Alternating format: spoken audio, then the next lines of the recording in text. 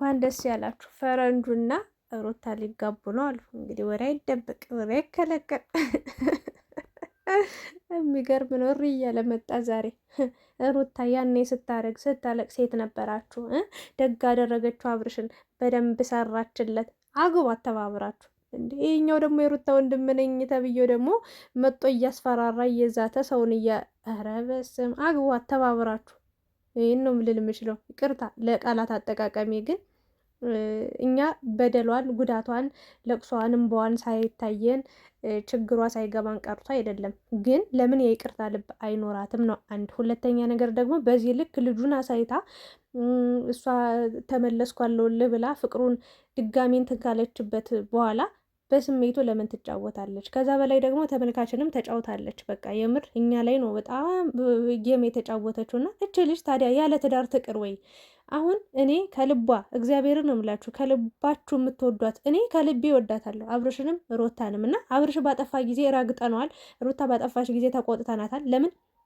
አንድነታቸውን እንፈልጋለን። ከጥፋታቸው ታርመው አንድ እንዲሆኑ እንፈልጋለን። ግን አሁን ላይ ሩታን የከበቧት ሰዎች ትዳሯን እንድትፈታ ነው፣ ትዳሯን እንድትተው፣ በቀለኛ እንድትሆን፣ አመፀኛ እንድትሆን፣ በቃ ሰዎችን መጉዳት እንዳለባት፣ በቃ በቀልን በበቀል ሾክን በሾክ መመለስ እንዳለባት ነው።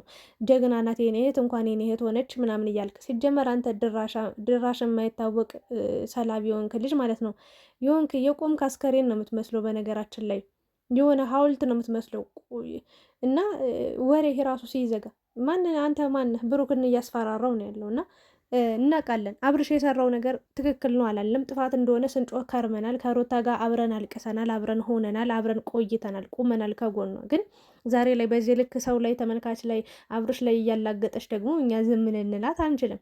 የምትጎዳውም ራሷ ነገ ናት እና ነገ ራሷ ነች የምትጎዳው። እና ሩታ ያኔ ስትጎዳ የት ነበራችሁ? ሩታ የምትሉ ሰዎች ማለት ነው አብረናት ነበርን፣ የትም አልሄድንም ነበርን አብረን ከሁሉም ሰው ሁሉንም ነገር እያየን እየሰማን፣ የሚታየውንም እያየን የሚሰማውንም እየሰማን ሁሌም አብረናቸው ነበርን፣ የትም አልሄድንም። ሁሉም ሲያጠፉ እየተቆጣን በቃ ሁሌም ከጎናቸው ነበርን፣ አሁንም አለን እና ምንም ያመለጠን ነገር የለም። እናንተ ድጋሚ መደጋገምም ማስረዳትም መናገርም አይጠበቅባችሁም። ግን ማለት ነው ፈረንጁና ወንድም ተብዬው ማለት ነው እናንተ ልታገቧት ነው ማለት። ፈረንጁ በጣም መልካም ሰው ነህ፣ የእውነት ለመናገር ጥሩ ነህ።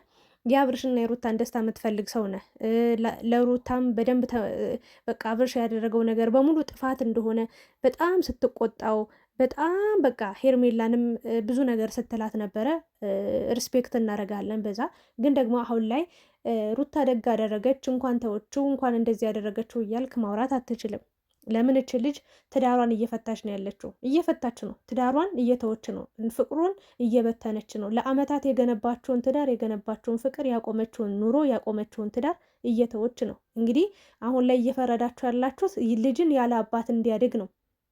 ልጅ የአባትን ፍቅር ተነፍጎ የአባትን ፍቅር ተነጥቆ የአባት ፍቅርን አጦ እንዲኖር ነው እያደረጋችሁ የምትገኙት። የፈለገ ነገር ቢሆን እኛ ሀሳብ አስተያየት የምንሰጠው ያው የሚዲያ ነገር ስለሆነ ነው። ወደ ሚዲያ የመጣን ነገር ወደ ሚዲያ እናመጣለን። ከዛ ውጪ ሌላ የምንፈጥረው ነገር የለም። እና አንተ ደግሞ በቅርብ ያላችሁ ሰዎች ናቸው አይደለ? የሩታን ደስታ ብትፈልጉ እሱን ተዉት፣ የሩታንና የአብርሽን ደስታ ተዉትና እንደው ስለ ልጁ ብታስቡ፣ እዚህ ጋር ቆም ብላችሁ ስላሳለፉት ጥሩ ጊዜያቶች ብታስቡ፣ ስለመጡበት ስለከፈሉት ዋጋ ሩታ ስለገነባችሁ ትዳር፣ ስለገነባችሁ ፍቅር፣ ስለገነባችሁ ኑሮ ብታስብ ኑሮ ለህፃኑ ራሱ ትንሽ ርህራሄ፣ ትንሽ አዘኔታ፣ ትንሽ በቃ ህሊና ቢኖራችሁ ኑሮ በዚህ ልክ የወረደ ነገር አትናገሩም ነበር። ትዳሯን እንድትፈታ በቀል እንድትቀጥል ቂምና ጥላቻን በውስጧ እንድትይዝ ወይም ደግሞ አብርሽ ላይ እንድትጫወትበት በየዋህነቱ በቃ በነፍሱ እንድትጫወትበት አታደርጉም ነበር። እኔ እናንተ በሆን ኑሮ የእውነት ለመናገር ሩታ ተበድላለች። አዎ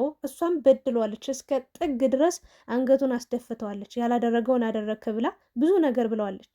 ይሄ ያው የሰውኛ ባህሪ ነው። ሩታም አጥፍታለች፣ አብርሽም አጥፍቷል። እና ሩታ ወደ ትዳርሽ ተመለሺ። ካልሆነ ደግሞ ካልፈለግሽው ደግሞ መቀጠል ካልፈለግሽ ደግሞ በቃ አንተም ወደምትሄድበት ሂድ፣ እኔም ወደሚሄድበት ልሂድ። እኔ በቅቶኛል፣ በቃ ከዚህ ላይ ሁሉ ነገር ይቁም፣ እዚህ ላይ ሁሉ ነገር ይብቃ ብላ ሁሉን ነገር አስተካክላ መጨረስ ያለባትን ነገር መጨረስ ትችል ነበር።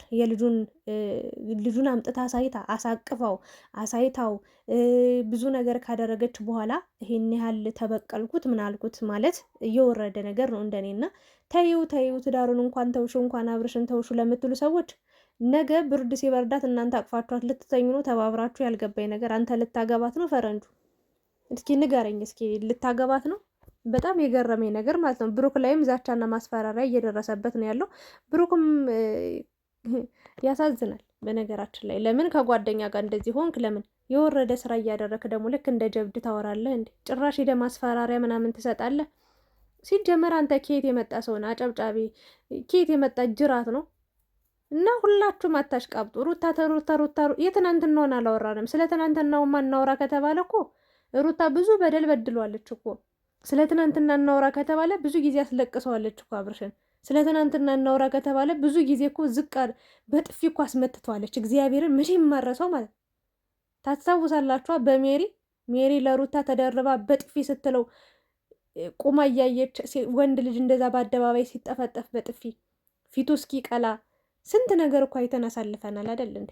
ስንት ጉድ አይተን ስንት ጉድ ችለን ብዙ ነገሮችን አሳልፈን እኮ መጠናል። ይሄ ልጅ እኮ እንደ ወንድ በቃ መቻል ከሚገባው በላይ እኮ ብዙ ነገር እኮ አድርገዋለች። ስለ ትናንትና እናውራ ከተባለ አብርሽም አጥፍቷል፣ ሩታም አጥፍታለች። እንደውም አብርሽ ያጠፋው አሁን ላይ ነው። ለምን የሩታን መልስ ሲያይ፣ የሩታ ጭቅጭቅ ሲያይ በውስጡ ብዙ በቃ ሰው ያላየለት ግን ደግሞ ከሩታ ጋር ምንም የማያግባባቸው ብዙ ነገር ስለነበር ነው። ይህን ወደ ሄርሜላም እንዳሄድ ገና ባጭሩ መቅጨት የነበረብሽ አንቺ ነበርሽ። ግን ተጋብተሽ በጣም ከሚባለው በላይ አልፈልገውም እያልሽ ብዙ ነገሮችን እያልሽ ተመላልሶ ሺ ጊዜ ይቅርታ ሊጠይቅሽ ብል እምቢ ብለሽ ነው ወደዚህ ነገር ውስጥ ራሱ እንዲገባ የገፋፋሽው እንጂ ምንም ፍላጎት ምንም እቅድ ኑሮት አይደለም። አንቺ ለምን እኔን ትቶኝ ሄደ? ያጠፋሁት ነገር ምንድን ነው? የበደልኩት ምንድን ነው? ማለት በደልም ባይሆን በቃ ከኔ ሌላ ሴት መርጦ የሄደው ምን አጉድዬበት ነው? የጎደለው ነገር ምንድን ነው ብለሽ ለመሙላት ትዳርሽን ለመመለስ ህይወትሽን በቃ ለመሰብሰብ መሞከር ስትቺ አልፈልግም፣ እንደዛ ነው እንደዚህ ነው ያዙ ይልቀቁኝ ስትል ቆየች። ከዛ አብርሽም ወደሚሄድበት ሄደ። ሩታም አሁንም አልተወችውም። በየሄደበት ሁሉ እየተከታተለች እንደዚህ አድርግ ስትለው ነበር አይደል እንዴ? ታዲያ አሁን ላይ ያ ሁሉ ነገር ካለፈ በኋላ ዛሬ እንደ አዲስ ለምን ሩታን እንዲህ ትሏታላችሁ ለምትሉ ሰዎች እኔ እናገራታለሁ፣ ዝም አልላትም፣ ወዳታለሁ፣ የእሷን ስኬት የእሷን ደስታ። እግዚአብሔርን ባለፈው እንዴት በቃ ከነፈረንጁ ጋር ሆና እንደዛ ፈገግ እንደዛ ከልቧ ስትስቅ ሳያት እግዚአብሔር ምስክሬን እኔ አብሬያት ነበር የሳቅኩት። የድሮ ሳቋ ናፍቆኝ ነበር። እሰይ ወደ ድሮ ደስታዋ ተመለሰች፣ እሰይ አሁን ጥሩ ሁኔታ ላይ ነው ያለችው ብዬ በጣም ደስተኛ ሆኜ ፈገግ ብዬ በቃ ጥሩ ስሜት እየተሰማኝ ነበር። አሁን ላይ ግን በቃ እያደረገች ያለችው ነገር ሁሉ የወረደ ነገር ስለሆነ በጣም ያስጠላል። እና ስለ ሩታ ብቻ ሳይሆን አሁን እያወራሁ ያለሁት ሩታን ደግፋችሁ ጎበዝ፣ ጀግና፣ በርቺ፣ እሰይ ደግ አደረግሽው፣ ተበቀልሽው፣ ያ ሁሉ ነገር በድሎች ምናምን ለምትሉ ሰዎች ሲጀመር ፍቅር በቀልን አያውቅም፣ ቂምንም አያውቅም፣ ጥላቻንም አያውቅም፣ ምንም አያውቅም። ፍቅርን ለሰው ደስታ መኖርን ለሰው መኖርን የሰው ደስታ የሚያስደስተው ነገር ነው ፍቅር። እና የምትወዱት ሰው ደስተኛ ሆኖ እንደማየት የሚያስደስት ነገር የለም። ፍቅር ማለት ይሄ ነው። ሌላ ምንም አማርኛም ሌላም ትርጉምም የለውም። እና ፈረንጁና ወንድም ነኝ ባዮች ወይም ደግሞ ሌላው ሰው ሩታ እንኳን አብርሽን ተውሽው እንኳን ተበቀልሽው እንኳን እንደዚህ ለምትሉ ሰዎች ዞራ የምትጎዳ እሷ ናት። እና እናንተ ደግሞ አታገቧትም። እች ልጅ ትዳሯን ፈትታ ዝም ብላ በዚህ በዛ ስትሮጥ መኖር አለባት እንዴ? የምሬ ነው ብላችሁ ትዳሯን እንድትይዝ እንድትሰበሰብ እንድትሰተር ጥሩ ምክር መምከር ወደ ራሷ እንድትመለስ ይሄ ይቅርታ ልብ እንዲኖራት አሸናፊ የምትሆነው በቃ የምር ለፍቅር ዝቅ ብላ ፍቅርን ከፍ ስታደርገው ይሄ ነው ጀግንነት የሚባለው፣ ይሄ ነው አሸናፊነት እንጂ የቆየ ቂም ሰብስባ ይዛ መጣ ዛሬ ላይ ስለ በቀል የምታስብ በጣም ብዙ ሰው በነገራችን ላይ እየተቃወማት ነው የሚገኘው። ለራሷ ብሎ ነው። እኛ ለምን 1000 ወንድ አታገባም? ለምን ባዷን ትዳሯን ፈትታ ብቻዋን አትኖርም? ማንም ሰው ምንም አያገባውም። እዚህ ጋር ወርቶ ጸጥ ይላል። ግን እኛ ከልባችን ስለምንወድሽ ስለምናከብርሽ ያንቺን ህይወት እኛ እንኖርልሽም፣ አንቺም የኛን ህይወት አትኖሪም። እኛ ከምንበላው እንጀራ ላይ ወጥ አትጨምሪልንም፣ አንድ ማንኪያ እንኳን አታረጊልንም።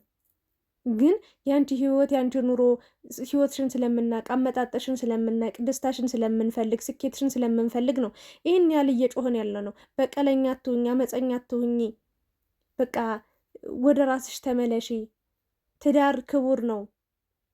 ወንድም ሴትም የሚሰበሰብበት ስብስብ የሚል ከብዙ መጥፎ ነገር ርቆ ቤቴ ቤቴ፣ ኑሮዬ ኑሮዬ፣ ህይወቴ ህይወቴ ብሎ ሌላ ፍጥረት የእግዚአብሔርን ፍጡር ተቀብላችኋል። ደስተኛ ሆናችሁ መኖር ስትችሉ ዛሬ ላይ ግን ካጠገብሽ ሆኖ ለሚያጨበጭብ ሰው ትክክል ነሽ ለሚልሽ አብርሽም ተናግሯል። በነገራችን ላይ አይዞሽ አይዞሽ የሚሉሽ ሰዎች የሆነ ችግር ቢያጋጥምሽ የሆነ ቀን ላይ ሊረዱሽ ሊደርሱልሽ አይችሉም እና የሰው ወሬ አትስሚ ባክሽን፣ አሁንም ወደ እኔ ተመለሽ ነው ያላት። እና የምሬ ነው። ዝም ያለ ሰው ደግሞ ሲነሳ ከባድ ነው።